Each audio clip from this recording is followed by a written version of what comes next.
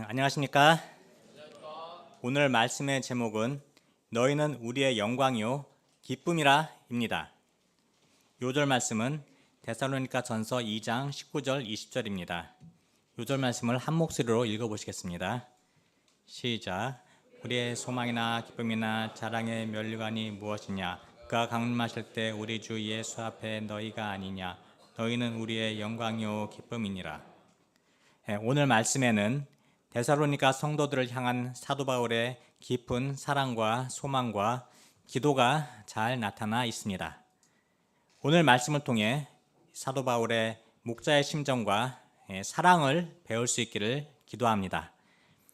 목자님들은 양들을 나의 영광이요 기쁨으로 귀하게 여기고 섬기며 양들은 목자님들의 사랑을 신뢰하고 따름으로 깊은 사랑의 관계성이 맺어지게 하시고 이로써 마지막 날 주님께서 강림하실 때 우리 모두가 거룩함에 흠이 없는 성도들이 되어 기쁨으로 천국잔치에 참여하는 종들이 되기를 기도합니다. 제1장 너희 얼굴 보기를 더욱 힘썼노라. 2장 11절에서 20절입니다. 사도행전 17장에는 사도 바울이 데살로니가 교회를 개척한 내용이 기록되어 있습니다. 바울은 데살로니가에서 새 안식일, 즉 3주 동안 성경을 강론하며 그리스도의 죽으심과 부활에 관해 증거하였습니다. 그 결과 많은 헬라인들이 바울과 실라를 따랐습니다. 그런데 유대인들은 이를 시기하여 불량배를 동원하여 소동을 일으키고 바울 일행을 위협하고 쫓아내려 하였습니다. 바울 일행을 찾지 못하자 바울을 맞이했던 야손과 그 형제들을 고소하고 괴롭혔습니다. 바울은 자기로 인해 믿음의 형제들이 고난당하는 것을 더 이상 볼 수가 없어서 밤에 그곳을 떠나 베레아로 갔습니다. 그런데 이런 바울을 보고 어떤 사람들은 어떻게 목자가 어린 양들을 버려두고 도망갈 수 있는가? 비겁하다, 사랑이 없다, 무책임하다, 목자가 아니다, 사꾼이다 하며 원색적인 비난을 쏟아냈습니다.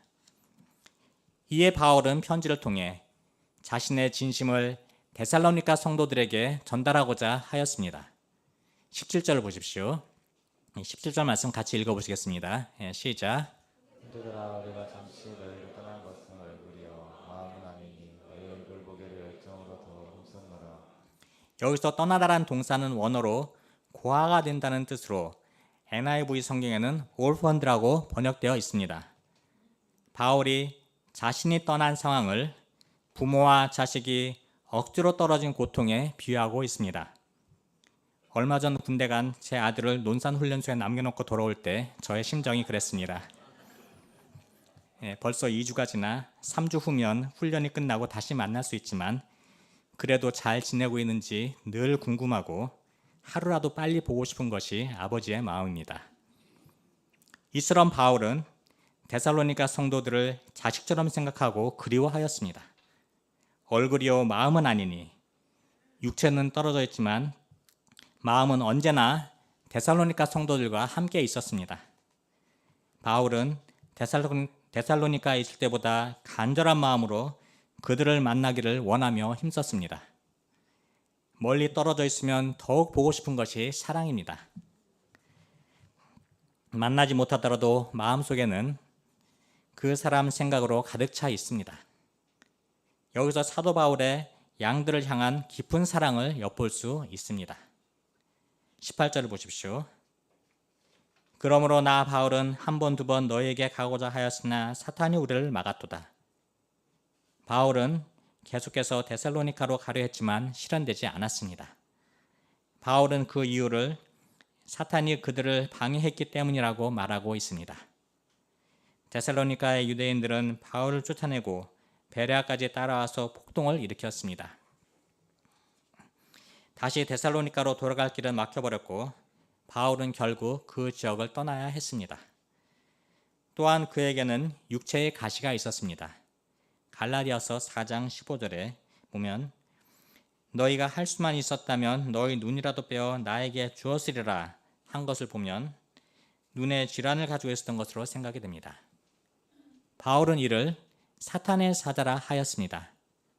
사탄은 우리의 신체적 약함이나 질병을 통해서도 우리를 끊임없이 괴롭히고 복음 역사를 방해합니다. 그러나 하나님은 오히려 이를 통해 바울이 겸손히 하나님의 은혜를 의지하게 하시고 하나님의 능력이 드러나도록 하셨습니다. 사탄은 지금도 우리 육신의 연약함으로 사탄의 사자 역할을 하게 하지만 더욱 간절히 기도함으로 성령의 능력을 덧입고 그리스도의 능력이 드러나게 하시기를 기도합니다. 그들을 향한 바울의 마음과 사랑이 어떠했습니까? 19절, 20절을 보십시오. 한 몫으로 읽어보시겠습니다. 시작.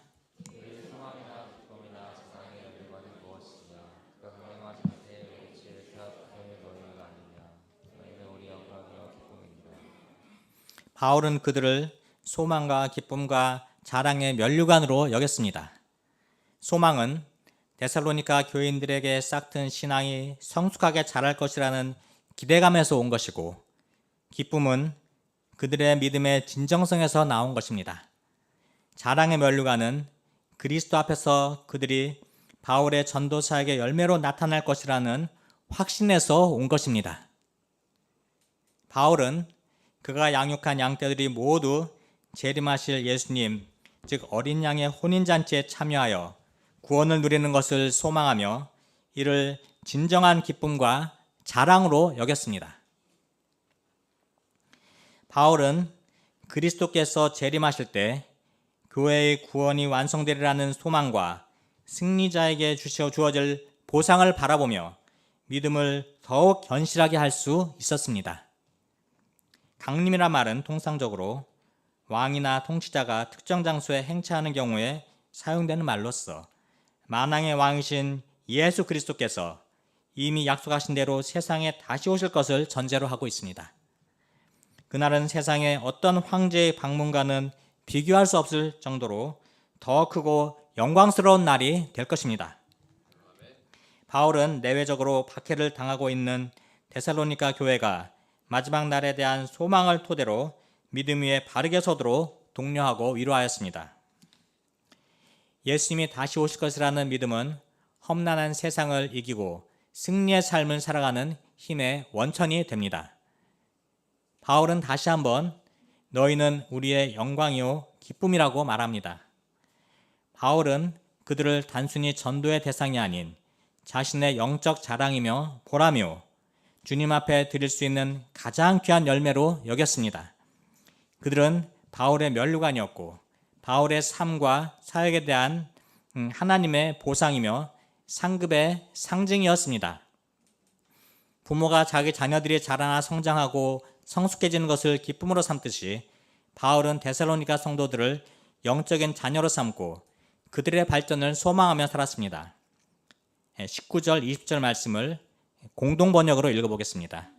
시작. 우리 주 예수께서 다시 오시는 날 주님 앞에서 우리가 누릴 희망과 기쁨이 무엇이며 우리가 자랑할 수 있는 승리의 열기관이 무엇이겠습니까? 그것이 바로 우리 능력이 아니겠습니까? 여러분이야말로 우리의 영광이며 기쁨입니다. 바울은 하나님 앞에서 성도들을 하나님이 맡겨주신 양으로 보았고 자신의 유익보다 그들의 구원과 성장에 온 마음을 쏟았습니다. 그들을 하나님이 맡겨주신 귀한 존재로 여겼을 때 어떤 고난이나 박해나 사탄의 방해가 있을지라도 기쁨과 감사함으로 견딜 수 있었습니다. 우리는 무엇 때문에 양을 섬기고 있는 것입니까? 나에게 맡겨진 영혼들을 귀하게 여기고 기쁨과 자랑의 면류관으로 여기고 있습니까? 하나님이 맡겨주신 양들의 성장과 구원을 위해 기도하고 부모의 심정으로 순수하게 사랑하며 섬김으로 하나님 앞에서 자랑할 수 있는 영적인 열매로 드릴 수 있기를 기도합니다. 제2장 너의 믿음으로 말미암아 위로를 받았노라. 3장 1절부터 13절입니다. 바울이 디모데를 데살로니가로 보낸 이유가 무엇입니까? 바울은 데살로니가 교회의 상태에 대해 알고자 하는 간절한 마음을 억누를 수가 없었습니다. 3장 1절을 보십시오. 이러므로 우리가 참다 못하여 우리만 아덴에 머물기를 좋게 생각하고 아덴은 바울이 데살로니가에서 고린도로 가는 길에 잠시 머물렀던 곳입니다. 바울이 유대인들의 심한 박해로 인해 베레아에서 아덴까지 먼저 온 후에 실라와 디모데가 바울의 뒤를 쫓아 아덴에 오게 되었습니다. 그런 후에 디모데는 데살로니가 교회의 사정을 알아보기 위해 데살로니가로 파송되었고 실라는 빌립보로 파송되었습니다. 우리만 아덴에 머물기를 좋게 생각했다는 것은 그곳이 좋고 편리해서가 아닙니다. 복음과 교회를 위해 홀로 남는 불편을 기꺼이 감수했다는 의미입니다. 2절을 보십시오. 우리 형제 곧 그리스도의 복음을 전하는 하나님의 일꾼인 디모데를 보내노니 이는 너희를 굳건하게 하고 너희 믿음에 대하여 위로함으로. 바울은 디모데를 보내면서 우리 형제요 하나님의 일꾼이라고 소개하고 있습니다. 바울은 디모데를 신실한 하나님의 일꾼이요 교회에 큰 유익을 끼치는 영적인 종으로 신뢰했습니다. 디모데를 파송하는 목적이 무엇입니까? 첫째, 데살로니가 성도들을 굳건하게 하기 위함입니다. 굳건하게 한다는 것은 믿음과 소망 위에 흔들리지 않는 영적 기초를 세우는 것을 뜻합니다. 당시 데살로니가 교회는 바울이 세운 후 얼마 지나지 않아 박해와 고난을 겪기 시작했습니다. 바울 자신도 유대인들의 박해 때문에 오래 머물 수 없어 믿음이 어린 성도들을 남겨둔 채 떠나야 했습니다. 바울은 성도들이 믿음을 잃거나 흔들릴까 봐 염려하여 디모데를 보내 그들의 믿음을 굳게 하고자 하였습니다. 둘째, 그들의 믿음에 대해 위로하고자 함이었습니다. 위로는 소극적인 차원의 위안을 넘어 믿음의 성장과 믿음이 흔들리지 않도록 붙잡아주기 위한 강력한 권면과 격려를 의미합니다. 당시 데살로니가 성도들은 억압받는 환경에서도 믿음을 지키며 잘 지내는 것처럼 보였습니다. 우리도 양이 예배 잘 드리고 소감 잘 쓰고 모이면 잘 나오면 특별한 문제가 없이 잘 지내고 있는 것으로 생각하고 안심하기 쉽습니다. 그러나 바울은 그들의 내면의 위로와 격려가 필요함을 알았습니다. 이처럼 목자는 양들의 내면 상태를 잘 살피고 도와야 합니다. 힘든 문제를 안고 있는 성도들을 잘 살피고 믿음을 견고하게 하고 그들을 위로하는 것이 전도자의 중요한 사명입니다. 3절을 보십시오. 아무도 이 여러 환난 중에 흔들리지 않게 하려 함이라. 우리가 이것을 위하여 세움 받은 줄을 너희가 친히 알리라. 바울이 디모데를 데살로니가 성도들에게 보내는 근본 목적은 그들의 믿음을 견고하게 하여 극심한 환난 중에도 믿음이 흔들리지 않도록 하기 위함입니다. 우리가 이것을 위하여 세움 받았다는 것은 공동 번역에는 우리는 이런 공경을 당하게 마련입니다 라고 되어 있습니다. NIV 성경에는 환난이 정해져 있다고 더 강하게 말하고 있습니다. 바울은 자신이 당하는 고난과 박해도 자신의 사역의 일부로 받아들였습니다. 우리는 믿음으로 살다가 어려움을 만나면 왜 하나님은 나에게 이런 일을 주시는가 하며 하나님의 사랑을 의심하고 불평과 원망을 쏟아놓기 쉽습니다.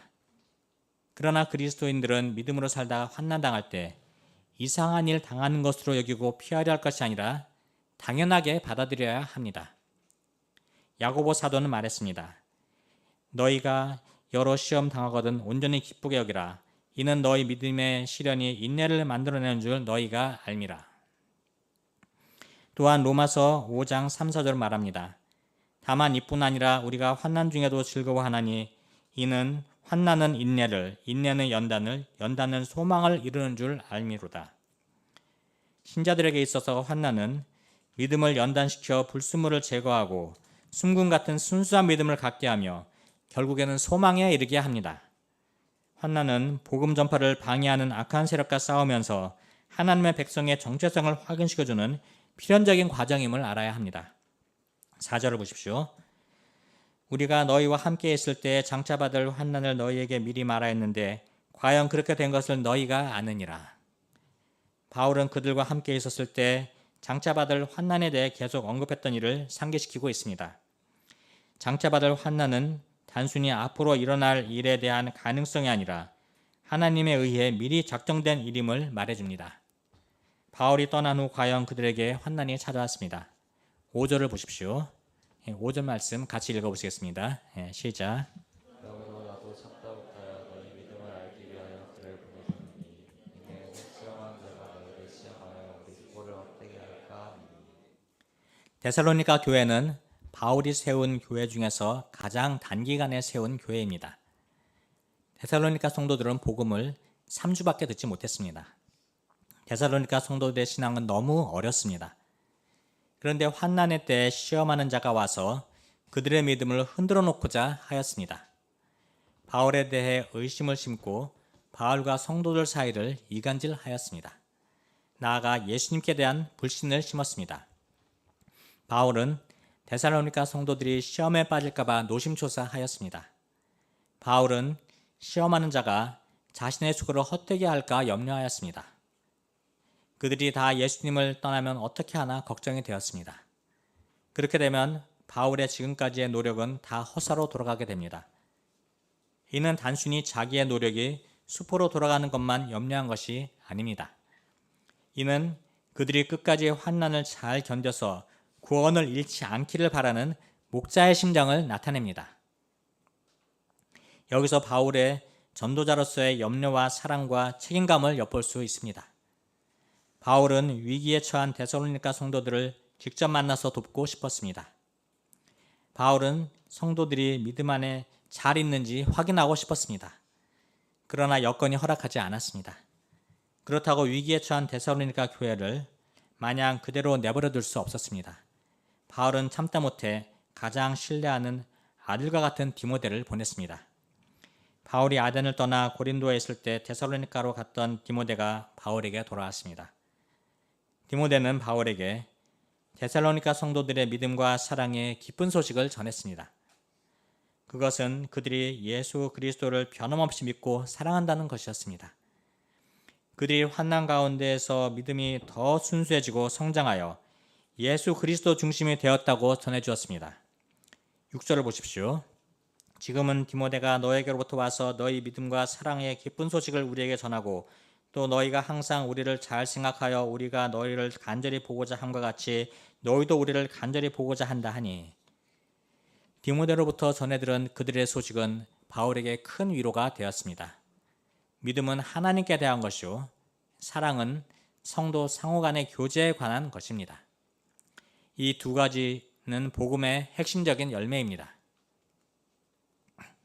바울이 그들을 간절히 보고자 함과 같이 그들도 목자 바울을 간절히 보고자 한다는 소식을 들었을 때 바울은 매우 기뻤습니다. 그들은 사탄의 시험과 환난 가운데에서도 목자 바울을 항상 잘 생각하였습니다. 영어 성경에는 바울에 대해 항상 좋은 기억들을 가지고 있었다고 기록되어 있습니다. 그들은 변함없이 바울을 사랑하고 신뢰하였습니다. 양들이 목자에 대한 신뢰를 보여주는 것이 목자에게는 가장 좋은 선물이 됩니다. 7절을 보십시오. 7절 말씀 같이 읽어보시겠습니다. 시작. 그러므로 형제들아 우리가 모든 궁핍과 환난 가운데서 너희 믿음으로 말미암아 너희에게 위로를 받아노라. 바울은 고린도 교회를 개척하며 궁핍과 환난 가운데 있었습니다. 고린도에도 바울을 핍박하는 유대인들이 있었습니다. 아무리 바울이라도 환난이 계속될 때 힘이 빠지고 심리적으로 위축될 수밖에 없었습니다. 그런데 이때 디모데가 와서 전해준 데살로니가 성도들에 대한 소식으로 인해 바울은 큰 힘과 위로를 덧입을 수 있었습니다. 8절을 보십시오. 그러므로 너희가 주 안에 굳게 선즉 우리가 이제는 살리라. 공동 번역에는 여러분이 주님께 대한 믿음을 굳게 지키고 있으니 우리는 지금 정말 사는 보람이 있습니다. 라고 번역되어 있습니다. 바울은 그동안 양들이 받는 사탄의 시험과 환난으로 인해 근심이 되고 죽을 것 같은 고통을 느꼈습니다.